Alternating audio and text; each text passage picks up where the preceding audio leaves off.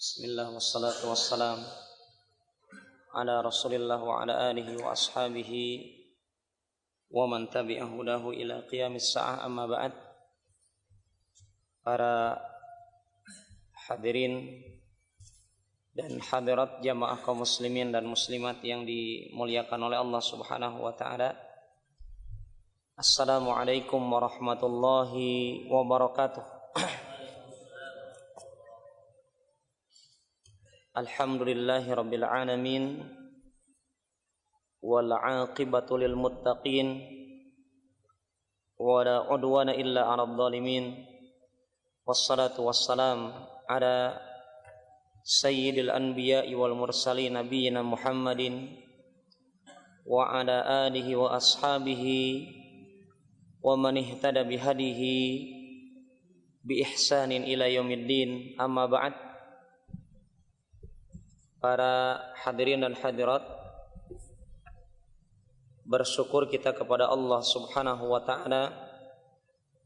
Kita senantiasa mengharapkan ampunan dari Allah Subhanahu wa ta'ala, senantiasa memohon rahmat dari Allah Subhanahu wa ta'ala. Dan di antara rahmat yang Allah berikan kepada kita hingga saat ini, kita diberikan waktu untuk duduk dalam majelis ilmu ini. Ini di antara bukti kasih sayang Allah Subhanahu wa ta'ala. Terlebih tatkala kita mengingat dengan sabda Rasulullah sallallahu alaihi wasallam, "May yuridillahu bihi khairan yufaqihu fid din." Barang siapa yang dikehendaki oleh Allah Subhanahu wa ta'ala, orang tersebut akan dikehendaki menjadi baik, maka cirinya adalah orang tersebut akan dipahamkan, dijadikan mengerti dengan urusan-urusan din Islam. Maka ini artinya orang yang tidak diberikan kemudahan untuk belajar Al-Quran dan hadis, ini tandanya wal'iyadzubillah, orang tersebut adalah orang yang tidak dikehendaki oleh Allah Subhanahu wa ta'ala kebaikan.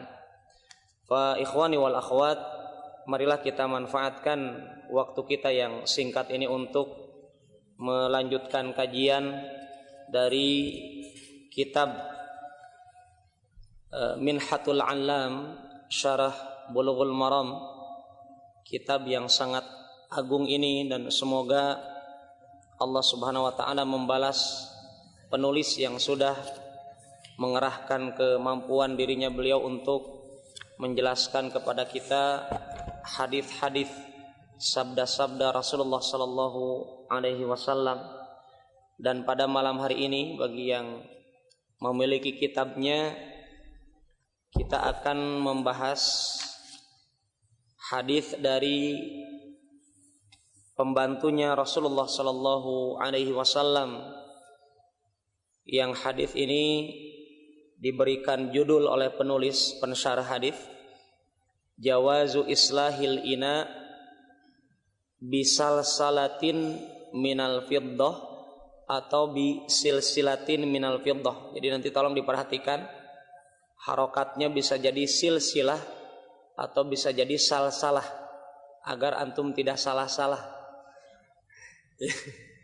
Karena nanti ada letak sedikit perbedaan antara silsilah dengan salah-salah, dan dua-duanya ada dalam konteks hadis ini menurut para perawi. Jadi artinya adalah judul ini, minimal dengan judul ini antum punya gambaran pembahasan kita malam ini insyaallah ta'ala.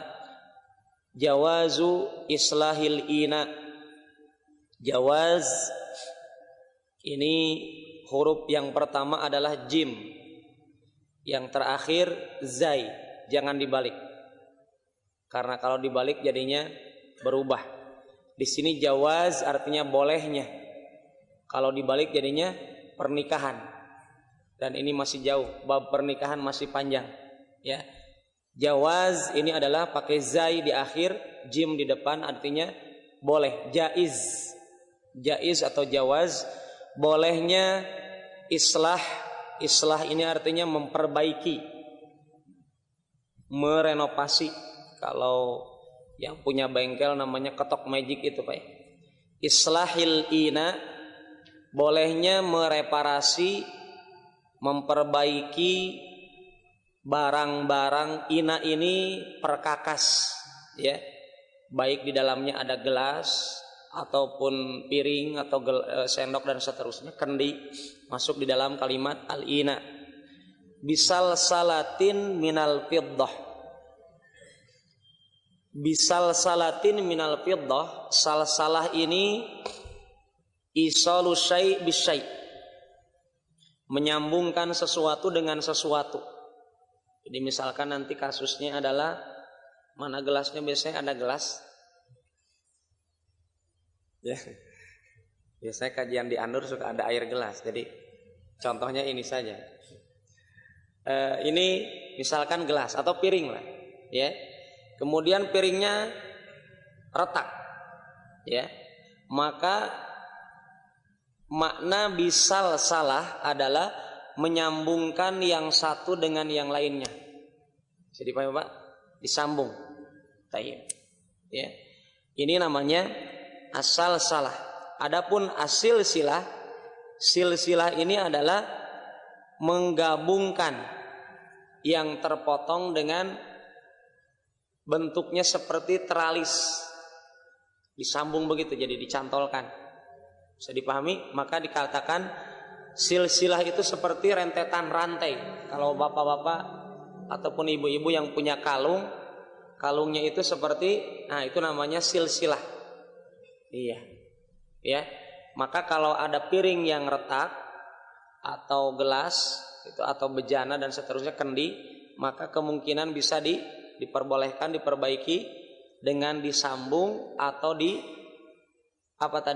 disambung dengan format begini atau ditambal, ya, ditambal dengan al-fiddah.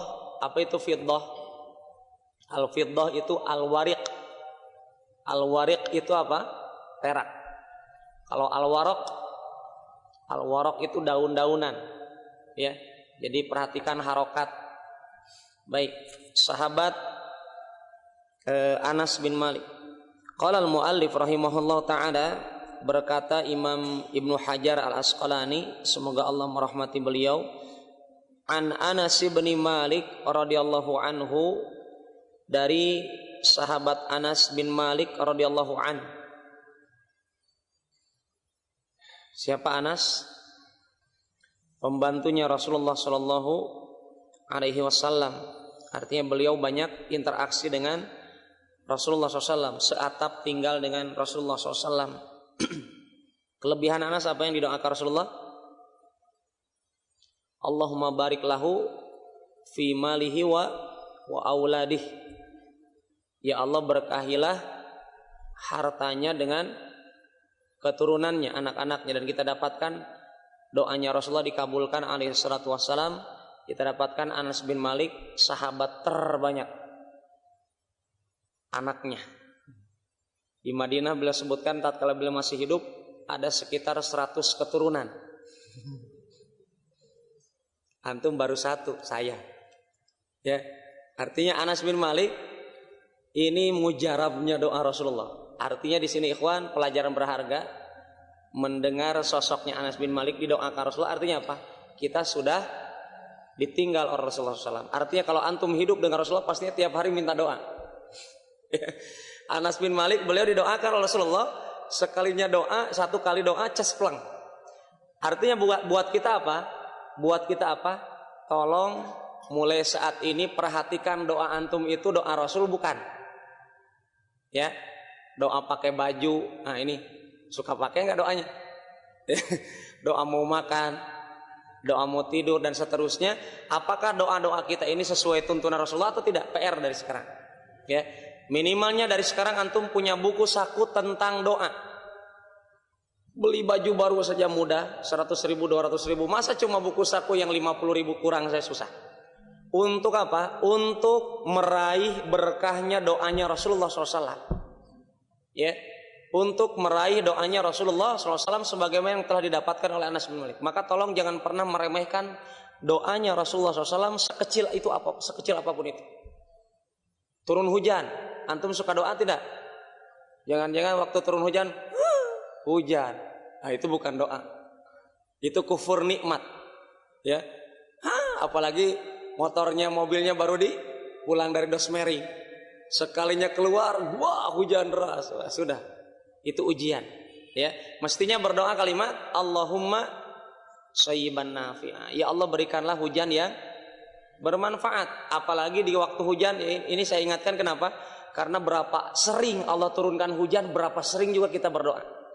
Ya, kita dapatkan kali ini kita diberikan hujan banyak, tapi berapa banyak kita berdoa? Di waktu hujan doa kita dikabulkan. Antum punya kebutuhan, saya punya kebutuhan, diam saja. Kayak nggak punya kebutuhan. Ya, maka tolong ini diingatkan kembali dengan doa. Ya, sebagaimana kita ingat la yuraddu al-qadar illa doa. Ya, tidak ada yang bisa merubah takdir kecuali doa. Jadi tolong ya, takdirnya sekarang kita ini pemahamannya baru 20% ada ajaran Islam, maka dengan manfaatkan itu doa. Ya Allah, jadikan saya paham, seterusnya doakan. Baik. Kemudian yang kedua apa? Selain itu anaknya paling banyak, kebunnya juga paling banyak dipanen. Ya, dan kita dapatkan kebunnya beliau itu hanya satu-satunya kebun di kota Madinah tatkala itu yang panennya 2 kali 1 tahun, yang lain setahun sekali. Ini diantara bentuk bukti doanya Rasulullah SAW. Dan ini pun ikhwan mengajarkan kepada kita apa? Hadis Rasulullah yang lain alaihissalam, al jaza'u min jinsil amal. Balasan yang Allah siapkan untuk kita sesuai dengan pengerahan amalan kita di hadapan Allah. Sebesar apapun balasan yang akan Allah berikan sesuai dengan sumbangsih kita kepada Allah. Ya, pemberian kita kepada ajaran Islam sebesar apapun maka balasannya juga sesuai dengan itu. Apa itu buktinya? Anas bin Malik. Kenapa beliau mendapatkan doa seperti itu? Karena beliau menyerahkan dirinya 24 jam untuk melayani utusan Allah. Ya, artinya kalau kita siap untuk melayani perintah Allah dan Rasul, artinya kita menjadi dai, ya, menyeru orang kepada Allah Subhanahu wa taala, maka sudah dijamin oleh Allah sebagaimana jaminan yang telah Allah berikan kepada Anas bin Malik. Jadi, beliau katakan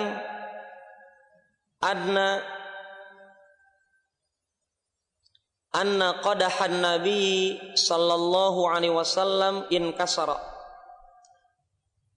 bahwasanya qadah ini adalah tempat minumnya Rasulullah SAW. Mungkin ya semisal dengan gelas, ya. Jadi gelasnya Rasulullah SAW itu pecah, ya. Fattakhadha makana sya'bi, maka Rasulullah SAW, di sini kenapa kita terjemahkan Rasulullah SAW? Karena memang dikisahkan oleh Anas bin Malik. Jadi Rasulullah SAW, mana gelasnya ini? Ini lagi. Jadi Rasulullah SAW gelasnya pecah. Kemudian apa? Rasulullah SAW mengambil tempat yang pecah tersebut, ya, silsilatan min fiddah, dari lempengan perak. Bisa dipahami Pak? Jadi kisahnya berarti gelasnya Rasulullah cangkirnya dari bahan mungkin aluminium, ya, atau apa dan seterusnya, yang jelas itu bahannya bukan asli perak. Bisa antum pahami? Tolong ini dipahami, al-fiqhu huwal faham. Fikih itu adalah memahami. Di pertemuan sebelumnya kita pernah membahas hadis Hudzaifah ibn al-Yaman, ya, radhiyallahu anhuma. Beliau pernah menyebutkan apa? Rasulullah SAW bersabda, la tashrabu fi aniyatid dhahab wala ta'kulu fi sihafiha fa innahuma lahum fid dunya walakum fil akhirah. Ya.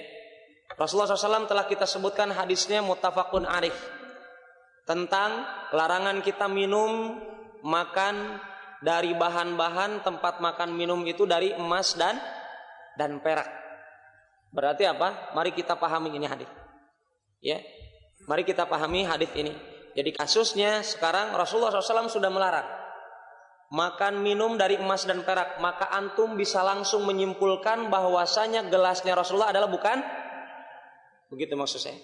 Gelasnya Rasulullah adalah bukan emas dan perak. Sekarang studi kasusnya adalah kalau gelas tersebut selain emas dan perak ternyata mungkin bocor dan seterusnya, maka ditambahlah dengan perak.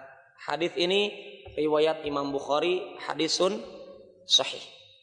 Wa ikhwani fillah, sebelum kita lanjutkan faidah-faidah ilmu yang disebutkan oleh penulis, ada satu kriteria suami ideal yang diharapkan oleh istrinya, yaitu Rasulullah SAW. Apa itu? Beliau menambal gelasnya, tidak nyuruh Ibunda Aisyah, ya Humairah misal, wah Ibunda Aisyah sini, nih tambalin bocor. Nah, tidak begitu. Dan inilah yang mesti antum contoh dan saya contoh. Rasulullah SAW, jujur, yang ketawa ini mengaku kayaknya. Ya, kita ini realita di lapangan, ikhwan, di rumah kita sering nyuruh istri atau membantu istri. Nah, itu maksudnya mari kita introspeksi sendiri. Karena dari hadis ini, ya, dari hadis ini Anas bin Malik memperhatikan ketika gelasnya itu bocor, tidak mencari istrinya yang jumlahnya 12. Digilir itu cari gelas ini perbaiki, enggak ada yang mau. Tidak begitu. Ya. Maka kita dapatkan Rasulullah dalam kesempatan yang lain juga beliau kadang kancingnya diperbaiki oleh sendiri. Kemudian bajunya kalau rusak beliau perbaiki sendiri. Maka antum juga mesti ahli jahit karena Rasulullah sudah mencontohkan alaihi salatu wassalam. Baik. Dari sini artinya ini kalimat sederhana, tetapi hal ini para ulama menyebutkan bahwasanya ada sebagian ulama mengatakan bahwasanya yang memperbaiki itu gelas bukan Rasulullah, tetapi Anas bin Malik. Berdasarkan apa? Berdasarkan hadis yang lain. Ya. Berdasarkan hadis dari Abu Talhah, beliau katakan, la tughayyiranna syai'an sana'ahu Rasulullah sallallahu alaihi wasallam fatarakahu. Pernah Anas bin Malik, beliau ingin memperbaiki barangnya Rasulullah SAW setelah Rasulullah SAW meninggal dunia. Bisa dipahami? Ada barang milik Rasulullah SAW yang rusak, dan Anas bin Malik kita tahu masih hidup ketika wafatnya Rasulullah SAW. Kemudian ada barangnya yang dimiliki Rasulullah SAW rusak, kemudian Anas ingin memperbaiki hal tersebut dengan emas atau dengan perak. Maka Abu Talha menyaksikan hal itu. Apa dikatakan Abu Talha? La tughayyiranna syai'an. Jangan sekali-kali engkau merubah sesuatu yang sona'ahu Rasulullah SAW, yang telah diperbuat oleh Rasulullah SAW kepada hal itu. Fatarakahu, maka hal itu ditinggalkan oleh Anas bin Malik. Ini hadis menjadi dalil menunjukkan apa? Menunjukkan hal tersebut penguat akan yang berbuat itu adalah Rasulullah SAW. Adapun Anas bin Malik di kesempatan yang lain beliau pun perbaiki bejana, tapi bejana Rasulullah SAW yang bukan diperbaiki oleh Rasulullah SAW. Artinya rusaknya bukan di zaman Rasul SAW, tetapi di zaman beliau Anas bin Malik. Nah, ini dikuatkan oleh perkataan Abu Talhah, dan hal ini disimpulkan oleh Muhammad ibn Sirin rahimahullah ta'ala, muridnya Anas bin Malik, seorang ulama tabi'in. Ya, artinya apa kesimpulannya? Kesimpulannya adalah Rasulullah SAW lah yang memperbaiki gelas tadi yang rusak. Jayid. Kemudian ikhwan dan akhwat dan para hadirin dan hadirat yang dimuliakan oleh Allah Subhanahu wa taala, dari hadis ini kita dapatkan faedah ilmu. Yang pertama, ini berdasarkan buku ini, bolehnya kita memperbaiki ya barang-barang perkakas kita dengan ditambal dengan perak, tapi kapan catatannya? Indal hajah, ketika dibutuhkan. Artinya jangan cari-cari alasan untuk hal itu. Ketika betul-betul dibutuhkan untuk ditambal dengan perak, maka hukumnya boleh. Artinya kalau boleh itu apa? Boleh itu ditinggalkan tidak apa-apa, diambil juga tidak apa-apa. tidak apa-apa. Ya, dan inilah yang dimaksud oleh para ulama bahwasanya kalimat boleh di sini bukan sunnah hukumnya secara hukum fikih, tetapi boleh, mubah begitu. Ya, diizinkan kita dalam kondisi kita membutuhkan hal tersebut. Dan hadis ini ya disebutkan oleh Imam Asy-Syaukani rahimahullah taala tidak bertolak belakang dengan apa? Dengan hadis muttafaqun alaih, hadis Hudzaifah ibn al-Yaman tadi yang kita sebutkan di pertemuan sebelumnya yang larangan tentang apa? Memakai barang dari emas dan perak. Kenapa? Tidak berseberangan. Karena ini digunakan ketika dibutuhkan. Adapun emas dan perak menjadi gelas dan perkakas rumah tangga itu kapan? Keseharian, 24 jam. Dan ini katakanlah dibutuhkan walaupun itu bentuknya apa? Tidak besar. Ya. Dan ini pun hadis ini faedah ilmu yang lainnya adalah hadis ini menunjukkan bolehnya ditambalnya perkakas kita hanya dengan perak, tidak dengan emas. Dan tidak bisa dikiaskan. Kenapa? Dikarenakan ini bentuk ibadah. Ya, maka tidak bisa kita kiaskan dengan emas. Pak ikhwan, maka tidak boleh kita menggunakan tambalan emas. Kenapa? Pertama, karena emas jelas lebih mahal daripada perak. Ya, emas lebih mahal daripada perak dan lebih jelas diharamkannya. Emas lebih jelas diharamkannya. Adapun perak pengharamannya khusus kepada perkakas secara lafaz Rasulullah SAW. Adapun dalil yang lain kita dapatkan Rasulullah SAW memakai cincin dari perak. Artinya adapun emas secara mutlak tidak diperbolehkan. Apalagi dengan ditegaskan kalimat hadis muttafaqun alaih kemarin tentang apa? Alasannya tidak boleh apa? Lahum fid dunya walakum fil akhirah. Untuk kalian, untuk mereka orang kafir di dunia. Adapun untuk Anda semuanya adalah nanti di akhirat. Ya. Kemudian apa ikhwan? Kita dapatkan pembolehan ini adalah sebagai contoh lebih mengambil kepada apa? Hukum asal dalam ibadah, yaitu apa? At-tawaqquf, tidak boleh mencari alasan dengan kias. Mesti sesuai sunnah. Kenapa? Karena kalau pakai emas, kalau pakai logika, kalau bisa dikiaskan, kita katakan, kalau hal ini bisa dikiaskan dengan emas, maka Rasulullah SAW pastinya akan mencontohkan dan manfaat emas lebih kentara daripada perak. Ya, kalau emas mungkin anti karat. Kalau perak, bapak-bapak ada yang tahu? Perak anti karat tidak? Kemungkinan terjadi karat tidak kepada perak? Nah, ini mesti diteliti. Ya, artinya ini dijadikan alasan oleh penulis bahwasanya emas itu tidak akan ada karatnya, tidak akan menjadikan karat kalau kita pakai dengan tambalan emas. Buktinya apa? Sahabat yang kisahnya dulu apa? Hidungnya terpotong. Siapa yang sekarang hidungnya potong? Ya, ada sahabat Rasulullah SAW setelah peperangan hidungnya terputus, kemudian disambung dengan perak. Ya, kita dapatkan apa? Gatal-gatal. Maka beliau diperbolehkan untuk menyambungnya dengan emas karena ada alasan gatal. Nah, demikian. Saya pernah dapatkan itu saking bingungnya di internet, ada yang salah menerjemah. Itu sahabat, saya juga jadi ketawa setelah paham artinya. Hadis itu diterjemahkannya, di situ kan disebutkannya al-wariq. Rasulullah SAW memerintahkannya kalau dia memakainya dengan perak, warik itu dia terjemahkan, penterjemah menerjemahnya dengan apa? Dengan daun. Jadi bayangkan hidung diganti dengan daun. Saya bingung itu. Bagaimanakah kisahnya ini sahabat, daun apakah yang bisa menjadikan hidung? Bentuk daun apa gitu. Maka ternyata waktu saya lihat redaksi hadisnya, oh salah nerjemah.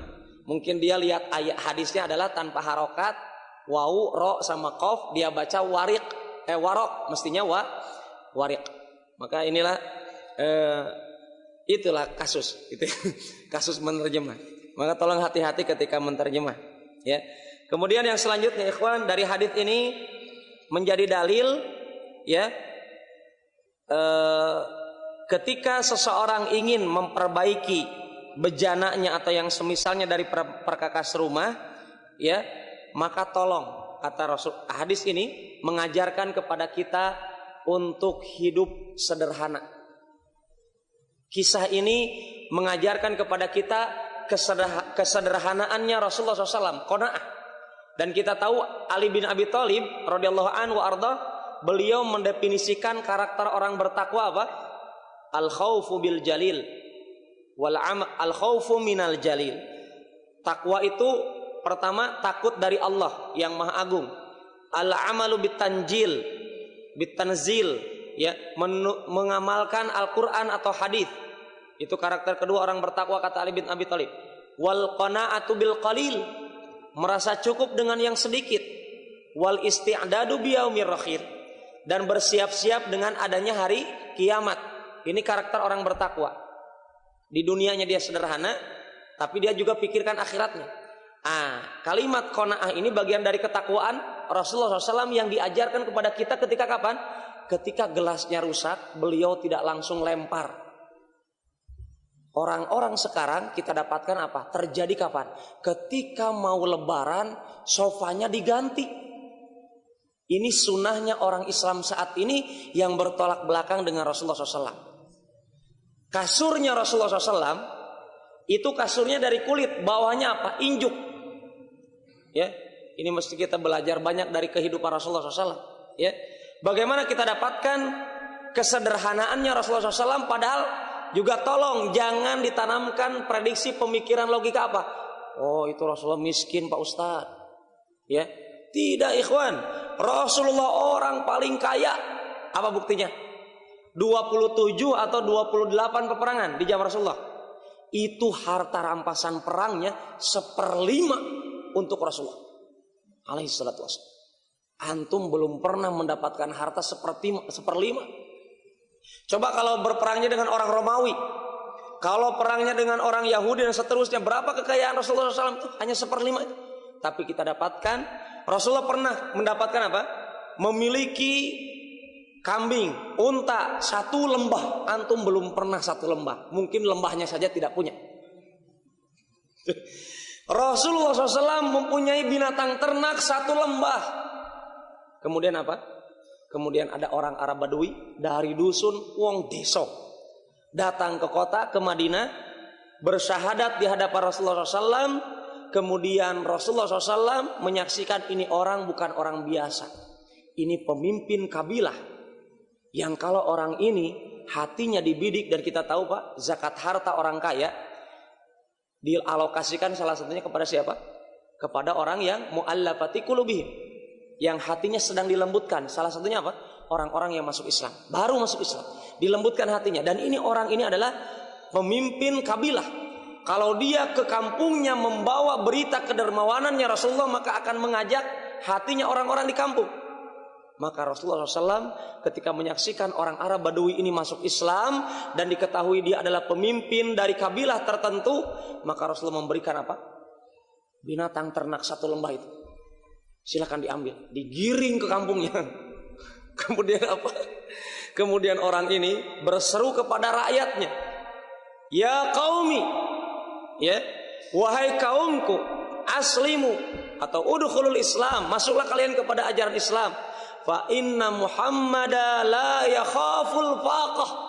Muhammad itu tidak takut miskin. Buktinya apa? Belakang saya ternak 1 lembah dibawa. Subhanallah. Dan itu menjadi sebab umat-umat yang maju, orang-orang paganisme yang menyembah batu-batuan dan seterusnya, mereka semuanya berbondong-bondong masuk Islam. Maka ikhwani fillah yang dimuliakan Allah Subhanahu wa taala, banyak akhlak Rasulullah SAW yang kita lupakan. Itu salah satunya adalah kesederhanaan Rasulullah SAW dalam hal ini, ya. Fa ikhwani fillah yang dimuliakan Allah Subhanahu wa taala, demikian hadis ini berkaitan dengan kesederhanaan hidupnya baginda Rasulullah Shallallahu Alaihi Wasallam. Kemudian masih ada waktu, insyaallah kita akan sambung dengan hadis yang selanjutnya. Hadis nomor 24 kalau di sini ya. Sama-sama dari Anas bin Malik. Mari kita lihat keseringannya Anas bin Malik. Beliau menyaksikan Rasulullah SAW berkaitan dengan pembahasan yang selanjutnya, najasatul khamri, najisnya minuman keras. Jadi minuman keras selain haram diminum juga najis. Ya. Ana pernah sampaikan di sini kaidah, setiap yang najis itu haram. Betul tidak? Setiap yang najis itu haram. Tapi apa semua yang haram itu najis? Apa contohnya? Setiap yang najis haram. Contoh yang najis apa? Air kencing, najis tidak? Haram tidak diminum kecuali kencing unta. Kenapa Pak Ustaz kok bisa dikecualikan? Lawang Rasulullah mengatakan. Jadi alasannya begitu, karena Rasulullah mengecualikan kencing unta. Adapun kencing manusia bukan unta. Taib. Najis, tidak semua yang haram itu najis. Taib. Semua yang haram najis tidak? Tidak. Siapa bilang najis? Enak saja antum. Kalau begitu antum nikah nggak pakai emas. Emas itu haram buat laki-laki, tapi tidak najis. Najis tidak emas. Najis. Buktinya antum banyak kita dapatkan orang Islam dagang emas. Emas tidak najis, ya. Tidak, tolong ini diingat kaidahnya. Apakah seluruh yang najis itu haram? Seluruh yang najis haram. Apakah seluruh yang haram itu najis? Hah? Seluruh yang haram najis tidak? Tidak. Tapi seluruh yang najis, inilah fikih. Ya. Taib, sekarang khamr. Khamr najis dan dia pun haram. Berarti double ini, 2 in 1. Ya. Sudah najis juga haram. Taib. Hadisnya dari sahabat Anas bin Malik.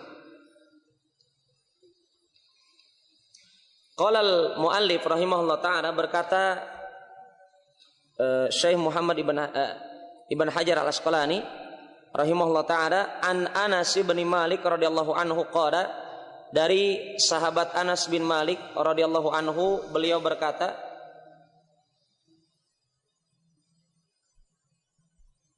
su'ila Rasulullah sallallahu alaihi wasallam, Rasulullah SAW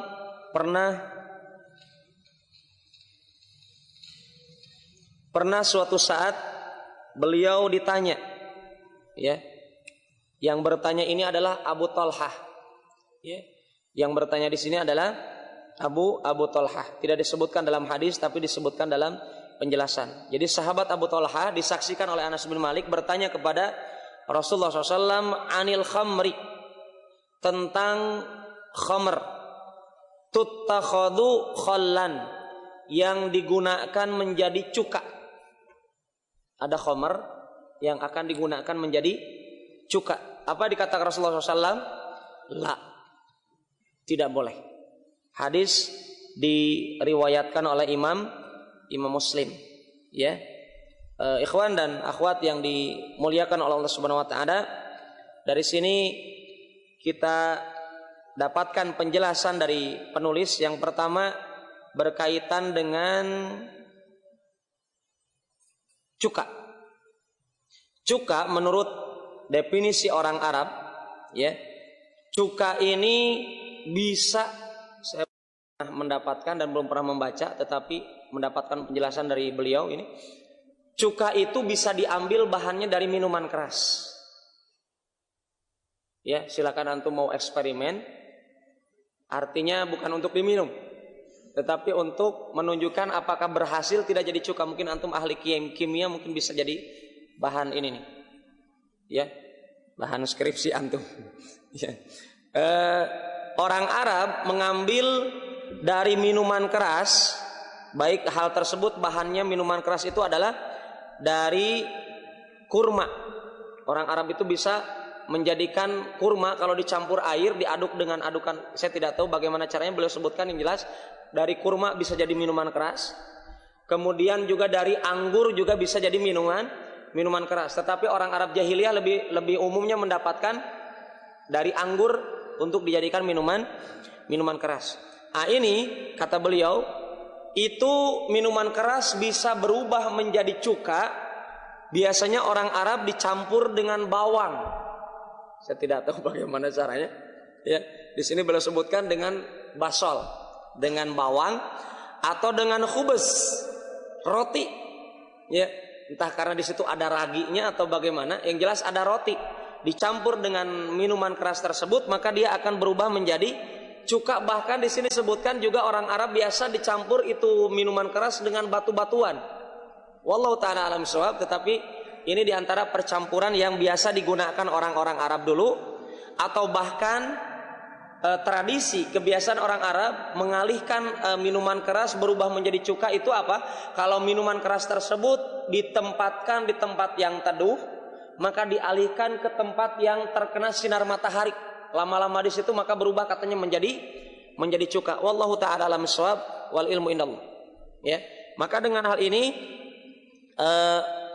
kita dapatkan faedah ilmu yang lain, ikhwan, tentang kenajisan minuman keras, ya. Karena Rasulullah SAW mengatakan tidak boleh memakai cuka dari bahan minuman keras. Adapun cuka yang lain, boleh tidak, ikhwan? Cuka yang lain adalah diperbolehkan dikarenakan Rasulullah SAW pernah beliau dikisahkan oleh sahabat Jabir ibn Abdullah, pernah Rasulullah SAW didengar oleh sahabat Jabir ibn Abdullah bertanya kepada istri-istrinya di rumahnya, ada makanan tidak? Kemudian kata istrinya apa? Ma indana illa khallun. Kita ini tidak ada makanan kecuali cuka. Maka Rasulullah SAW menggabungkan makanannya dengan cuka. Artinya minimal, ikhwan, dalam rangka menghidupkan sunnahnya Rasulullah SAW adalah kalau antum cuma punya nasi campur dengan, nggak tahu saya enak atau tidak, yang jelas ini kesederhanaannya hidupnya Rasulullah SAW. Beliau katakan dalam masalah cuka ini, nikmal udmu al khallu, nikmal udmu al khallu. Senikmat-nikmatnya makanan adalah cuka, senikmat-nikmatnya makanan adalah cuka. Hadis riwayat Muslim. Ini kesederhanaan yang lain, bukan protes, cuma ada cuka, bukan begitu. Tetapi beliau memuji Allah dengan kenikmatan tersebut, ya. Maka dengan sebab itu boleh jadi apa? Keberkahan didapatkan oleh orang yang pandai bersyukur. Kemudian dari hadis ini kita dapatkan faedah ilmu yang lain tentang kenajisan minuman keras. Di sini diungkapkan oleh penulis ada dua pendapat utama dari para ulama. Yang pertama, khamr itu najis, ya, karena dia memabukkan dan dia adalah perkara yang kotor. Ini madhab Imam Abu Hanifah, dan demikian juga pengikut Imam Malik, pengikut Imam Syafi'i, dan pengikut Imam Ahmad bin Hambal, dan madhab Ad-Dhahiriyah. Madhab Ad-Dhahiriyah ini madhab yang kurang terkenal. Mungkin kita sering mengenalnya madhab. Yang pertama apa madhabnya? Abu Hanifah. Yang kedua Imam Malik. Yang ketiga Imam Syafi'i. Yang keempat Imam Ahmad. Adapun Imam Daud Al-Dhahiri ini kurang terkenal, tapi kita dapatkan beliau juga ada madhabnya. Sebenarnya madhab fikih itu sangat banyak. Sufyan Ats-Tsauri juga punya madhab. Kenapa alasannya tidak terkenal? Alasannya oleh Imam Ibnu Rusdi, seingat anak pernah anak ungkapkan di sini. Kenapa? Dikarenakan murid-muridnya jarang mencatat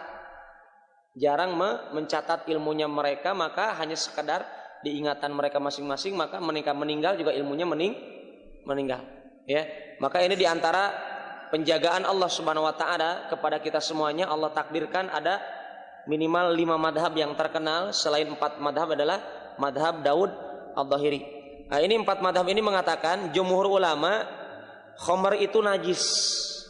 Konsekuensinya kalau najis bagaimana, ikhwan? Kalau antum mau sholat Jumat atau sholat ke masjid berpakaian kemudian kena itu minuman keras, maka sama konteksnya seperti kena air kencing. Begitu maksudnya. Ini jumhur ulama. Demikian juga Ibnu Taimiyah, Imam Muhammad Al-Amin Asy-Syankiti, Imam Ibn Baz rahimahumullahu jami'an, mereka katakan adalah najis, khamr itu adalah najis. Kemudian pendapat ulama yang lain otomatis yang mengatakan apa? Khamr itu suci. Khamr itu suci. Ya, dia tidak najis. Ini pendapat siapa? Imam Al-Qurtubi, ya. Kemudian Rabi'ah ibn Abdurrahman, Imam Malik dalam salah satu pendapatnya, Al-Laits ibn Sa'ad Al-Muzani, Daud Al-Dhahiri, dan mayoritas sebagian para ulama, ya. Kemudian Imam As-Sun'ani, Asy-Syaukani, Imam Ahmad Syakir. Jadi kita dapatkan para ulama berbeda pendapat dalam hal ini, masalah najis atau tidak najisnya minuman keras. Maka mari kita lihat mana yang paling kuat. Dan ini rumus kita belajar fikih, ikhwan. Ya, rumus belajar fikih. Dan ini ana jadikan patokan buku kita pegangan ketika belajar di sini. Di buku ini jarang sekali diungkapkan perbedaan pendapat, artinya secara rinci. Dan bukan maksud kita untuk mengatakan apa? Bukan untuk maksud agar mengajarkan antum mengikuti satu madhab, tidak. Tetapi kita berusaha mengambil pendapat terkuat, ya. Dan juga tolong jangan ditanamkan dalam benak pikiran kita ketika mendengarkan kajian ini bahwasanya apa? Ketika ada perbedaan yang lain yang tidak jelas dalilnya, antum bela-belain dia dengan kalimat apa? Oh, mungkin ustadz itu tidak tahu dalilnya.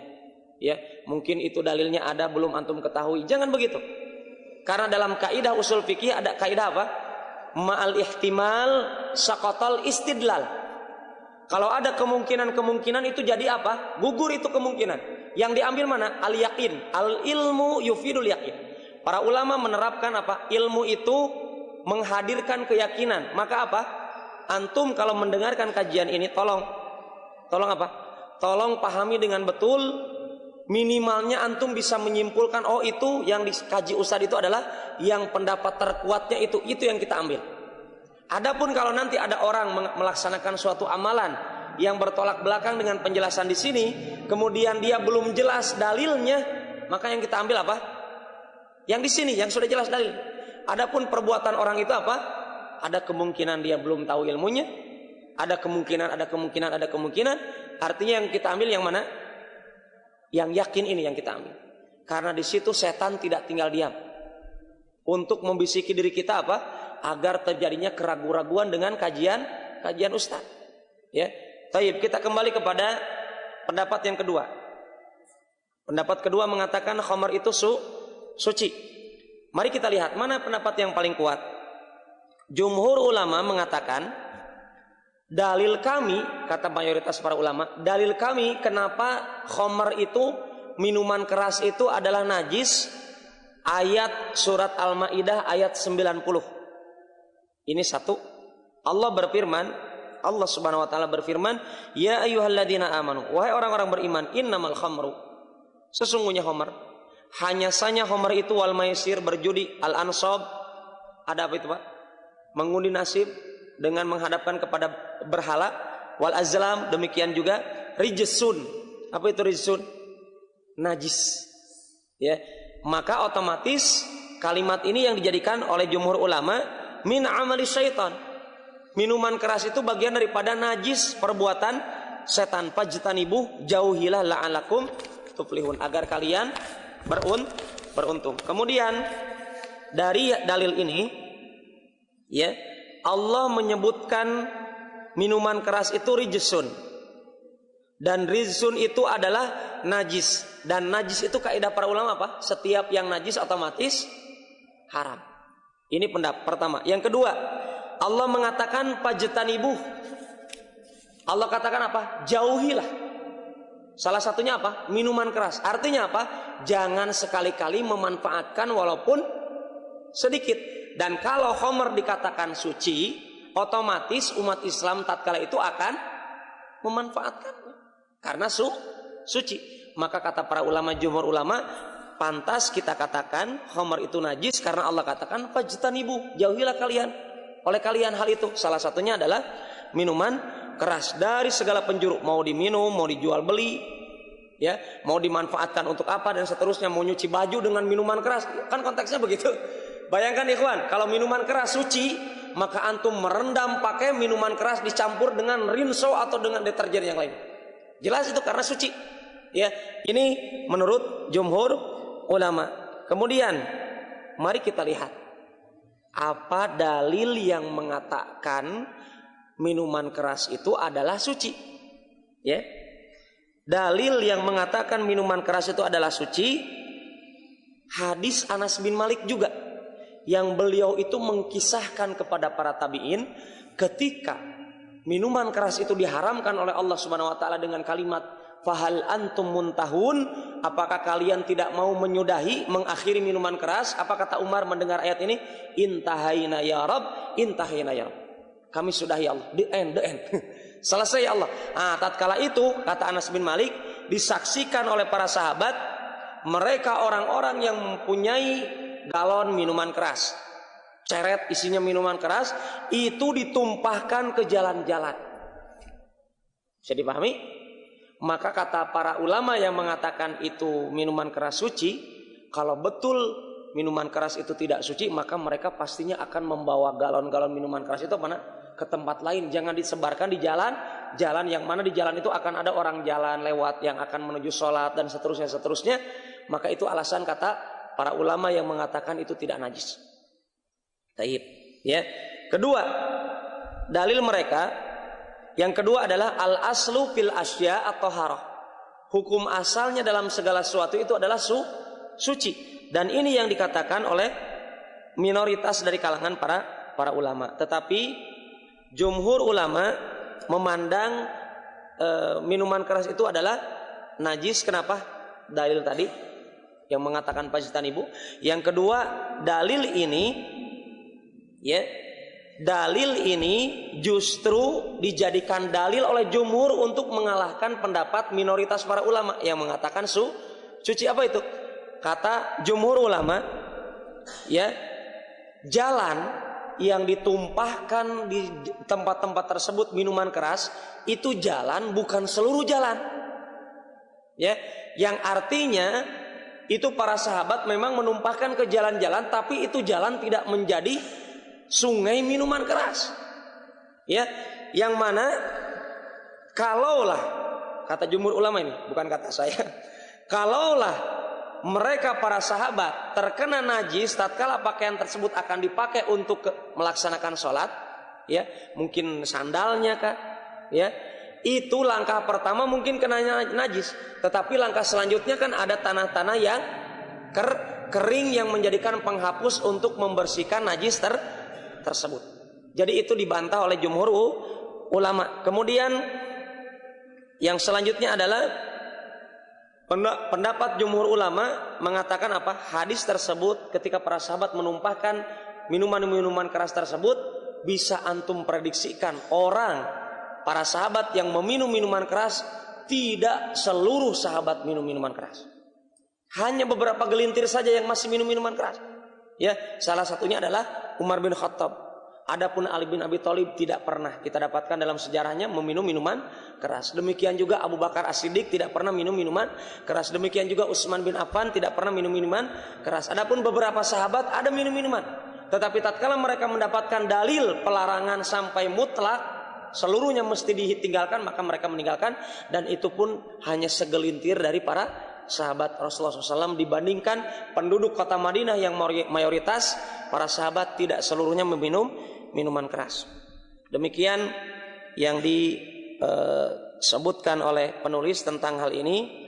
Dan dari hadis ini kita dapatkan faedah yang terakhir adalah tidak diperbolehkan untuk menggunakan minuman keras menjadi cuka.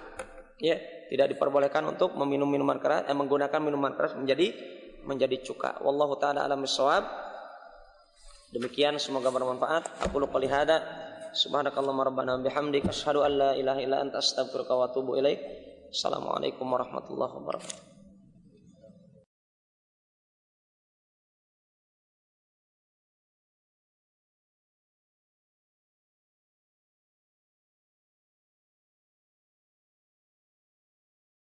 Wa ashabihi wa mawalah, amma ba'd.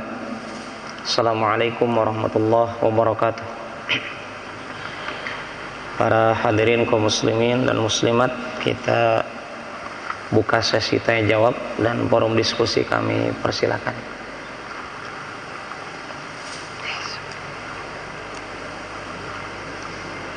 Mungkin ada yang ditanyakan? Apa?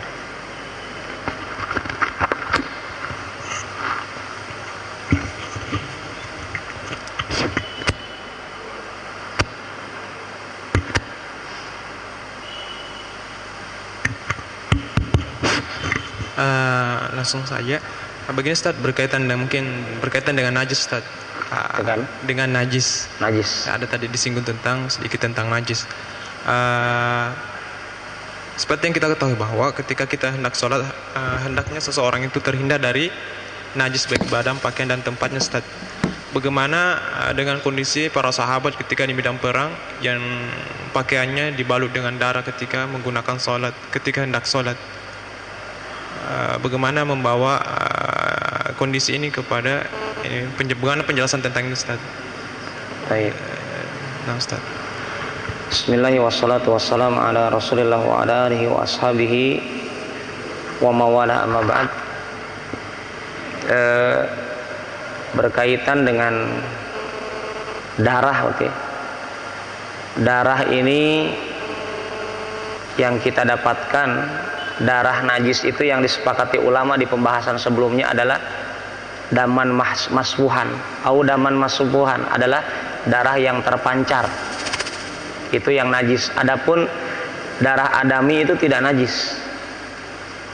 Darah adami itu keturunan Adam, anak Adam.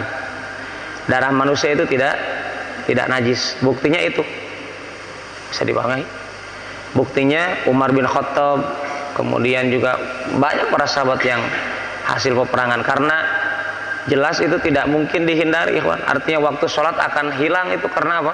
Bisa jadi ada kasus mengkodok sholat untuk menghentikan darah dulu, dan itu tidak terjadi. Artinya dari situ para ulama berpendapat, kemarin yang saya jelaskan dari pendapat Syekh Utsaimin tentang darah manusia itu tidak najis.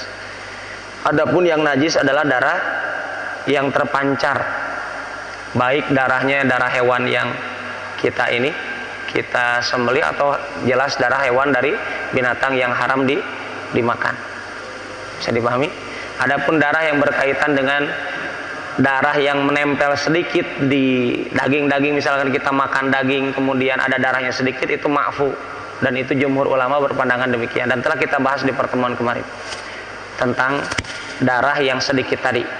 Dan darah yang sedikit tadi kan sisa-sisa itu adalah sudah tidak terpancar, dan itu pun hanya sedikit, sudah diusahakan untuk dibersihkan, ya, sudah diusahakan untuk dibersihkan. Dan jumhur ulama mengatakan darah najis itu adalah darah audaman masfuhan tadi, darah yang terpancar. Wallahu ta'ala alam shawab. Ya.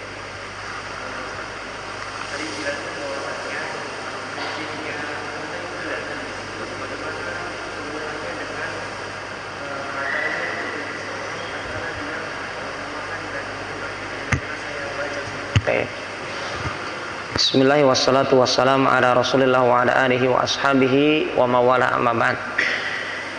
Antara kencing unta sama daging unta. Rasulullah menyebutkan lahmul ibil. Redaksi hadisnya itu adalah lahmul ibil. Ketika orang diwajibkan untuk memperbaharui wudhu ketika dia makan daging unta, sekalinya minum kencing unta tidak najis, maka ini kembali kepada apa? Al aslu fil ibadati annaha la tu'allal. Hukum asal dalam ibadah jangan dicari alasan. Iya, karena kita tidak bisa mengungkap kalau begitu. Ya, Pak Ustadz, kenapa daging untanya kok jadi berwudu, sekalinya minum kencingnya unta malah menyembuhkan? Kita katakan, kenapa juga antum ketika kentut yang dibasuh muka bagian atas waktu berwudu? Kan begitu. Kenapa sholat duhur cuma 4 rakaat? Kenapa sholat subuh cuma 2? Artinya konteksnya ini, jawaban saya hanya bisa begitu. Hukum asal dalam ibadah jangan dicari alasan. Adapun ikhwan, ketika antum bisa mencari hikmah, pelajaran, misalkan dengan sholat kita menjadi tenang, itu adalah hikmah, pelajaran. Artinya apa? Walaupun antum ketenangannya belum maksimal, tapi sholat tetap wajib begitu. Jangan sampai ada bilang, Pak Ustadz, buat apa sholat? Katanya sholat menenangkan, tapi saya nggak dapat, mendingan nggak sholat saja. Ini salah. Artinya kewajiban itu tetap ada walaupun hikmahnya belum antum dapatkan. Tuntut diri antum meminta kepada Allah untuk banyak berdoa agar sholat antum bisa meraih ketenangan. Gitu saja. Ya, kenapa?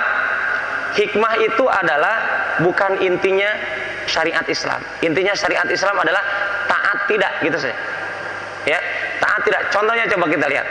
Antum pernah baca dalam surat Ar-Rahman tentang apa?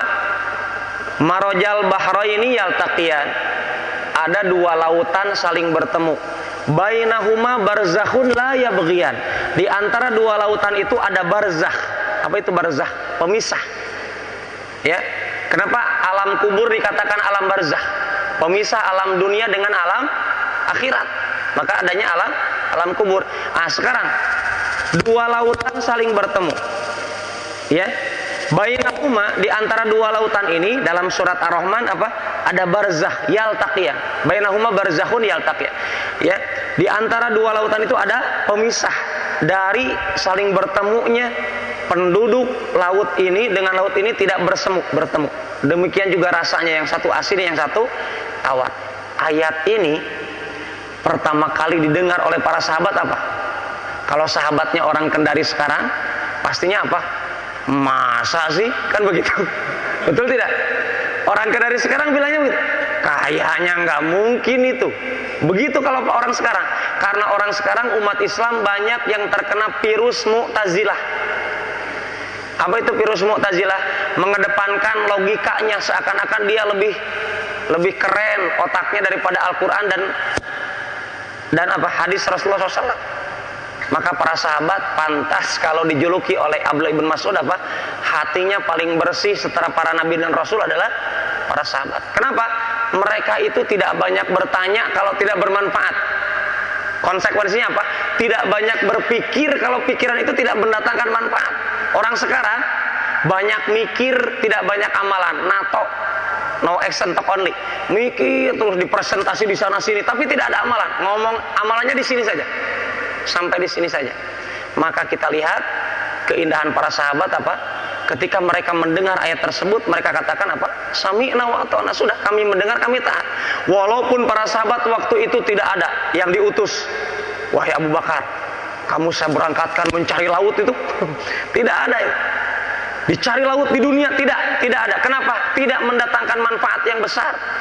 Ya, antum keliling-keliling dunia jalan-jalan, kalau hanya untuk mengukur jalan, tidak menambahkan rasa takut kita kepada Allah, tidak menambah ilmu. Ya, dan ilmu itu mempunyai faedah apa? Bertambah takut. Antum jalan-jalan ke 100 dunia saja sekalipun, kalau tidak menambah ketakwaan kepada Allah, mendingan jangan. Maka kalau antum khuruj fisabilillah, keluar di jalan Allah Subhanahu wa taala, mari kita lihat kenapa ayat itu tidak memberikan inspirasi kepada para sahabat yang paling cerdas untuk apa? Untuk membuat katingting. Perahu kecil atau perahu besar dalam rangka apa? Merasakan lautan. Asin, oh belum paling. Tawar belum. Kenapa? Karena tidak ada manfaatnya. Intinya apa? Kita dapatkan para sahabat yang jumlahnya 114.000, tabi'in yang jumlahnya tidak sedikit, tabi'in yang jumlahnya tidak sedikit, mereka hanya mengatakan sami'na wa ta'na. Kami mendengar dan kami taat. Kenapa? Karena untuk dirasakan juga. Artinya kalau antum temukan itu laut, apa manfaatnya? Artinya hanya untuk menguatkan. Tanpa dicari pun sudah benar itu perkataan dari Allah. Kan begitu?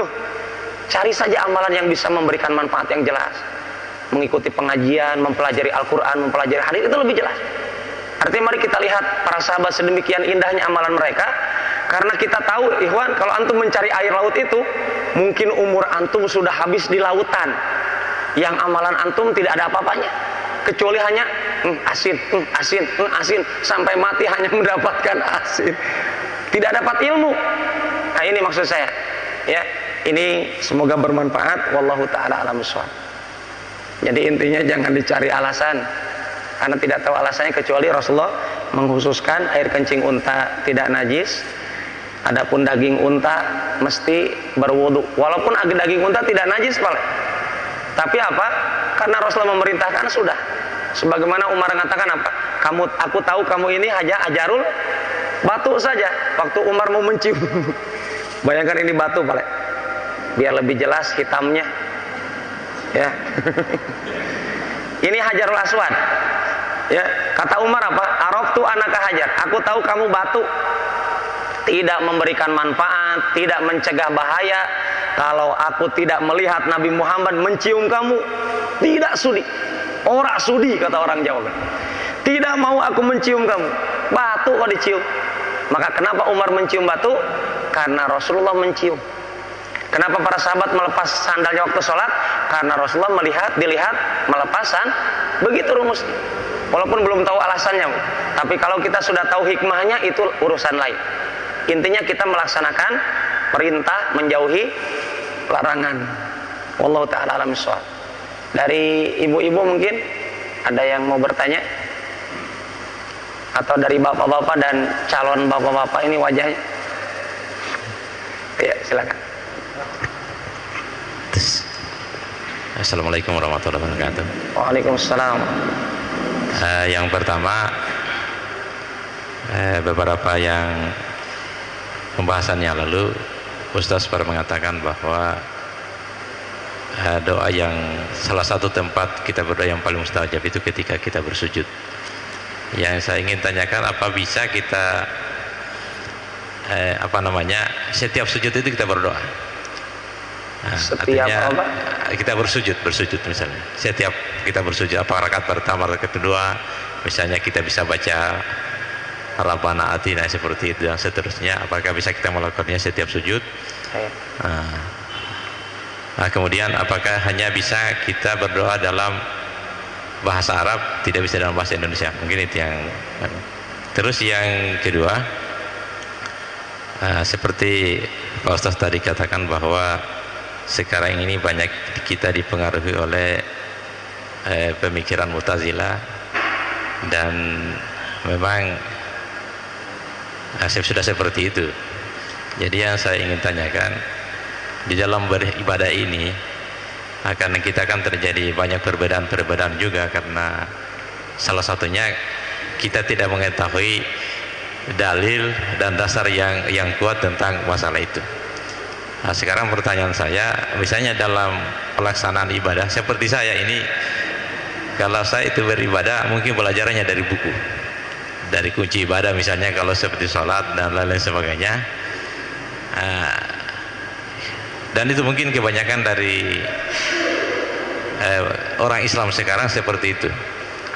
Jadi pertanyaannya, kira-kira bagaimana ibadah yang kami lakukan itu misalnya tidak seperti yang sebenarnya misalnya, padahal kami tidak tahu apa-apa, kami hanya belajar, tapi kami yakin bahwa yang mengajarkan itu juga ulama, seperti itu. Apakah ada kebijakan Allah misalnya dalam hal ini untuk memberi penilaian terhadap ibadah yang kami lakukan itu, seperti itu? Terima kasih untuk sementara itu. Assalamualaikum warahmatullahi wabarakatuh. Waalaikumsalam warahmatullahi wabarakatuh.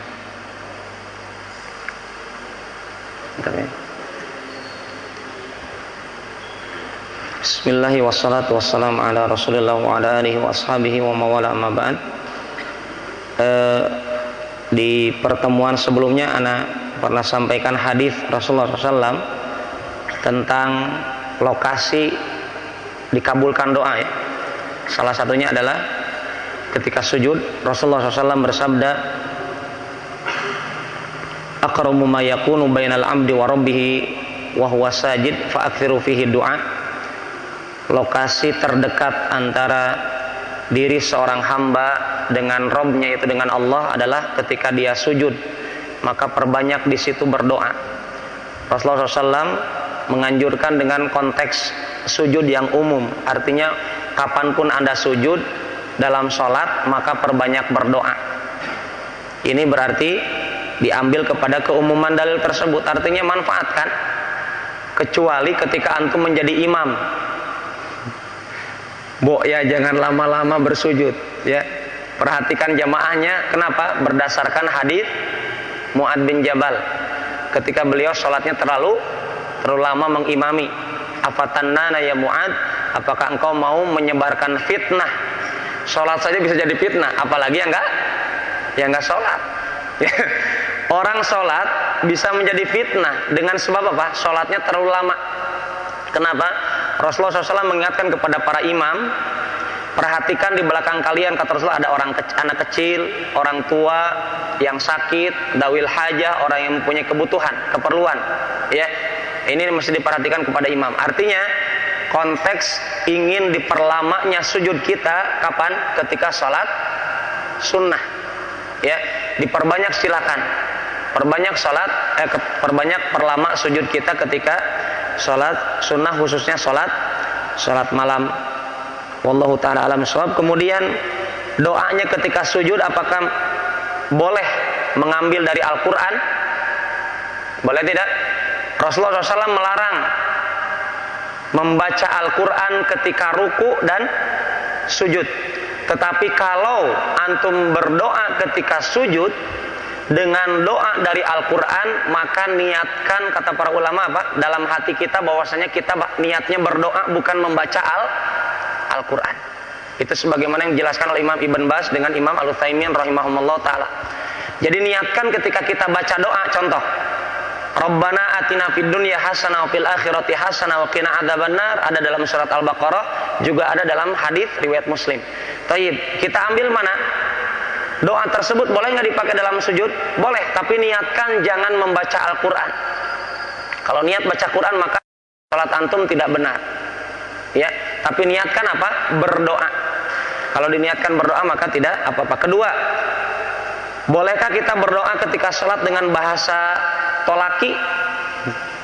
Saya tidak bisa karena tidak hafal. Bisanya pale-pale saja, Pak. Boleh nggak dengan bahasa selain bahasa Arab? Lebih utama adalah dengan doa dari Al-Quran atau hadis. Ya, sesuai tuntunan Rasulullah SAW. Kalau tidak maka baru dengan doa kita, mau dengan bahasa apapun bisa, karena Allah lah yang menciptakan bahasa. Ini yang dikatakan oleh Imam Ibnu Taimiyah, bolehnya kita berdoa, berbicara kepada Allah dengan bahasa kita. Ya, tetapi jelas lebih utama adalah dengan doa dari Rasulullah SAW. Kenapa? Karena doanya Rasulullah SAW walaupun sedikit, tapi apa Pak? Cespleng. Kalau doa kita masih diragukan itu bahasanya. Coba antum mau bicara dengan Bapak Presiden atau Wali Kota Gubernur, antum sudah disusunkan sama ahli bahasa Kendari, tapi antum masih buat sendiri, masih pada yang mana? Itu maksud saya. Ini sekarang Rasulullah sudah diutus untuk mengajarkan kita cara berdoa, maka tolong diyakini sekecil apapun doa Rasulullah itu lebih bagus daripada doa kita. Ulang-ulang saja doanya Rasulullah. Maka minimalnya Pak, kalau kita belum bisa mengucapkan doa yang indah, maka dituntut mengulang-ulang doa yang sapu jagat itu. Rabbana atina fid dunya hasanah wa fil akhirati hasanah wa qina adzabannar. Itu kan disapu langit dan bumi, dunia akhirat. Itu kan cukup kebaikan dunia dan kebaikan akhirat. Kalau tidak bisa membaca doa yang sudah dihafal dari tuntunan Rasulullah SAW. Taib. Kemudian yang selanjutnya, adakah kebijakan dari Allah? Allah menamakan dirinya apa? Di antara nama Allah Al-Hakim. Alaihissallahu biahkamil hakimin. Al-Hakim artinya Allah yang maha bijaksana. Allah tidak pernah zalim. Adakah kebijakan kepada, mungkin ini para guru agama, ya, yang mau tidak mau dia ketakutan mau ngajar. Waduh, jangan-jangan ini. Maka mulai saat ini bentuk kebijakan Allah adalah belajar.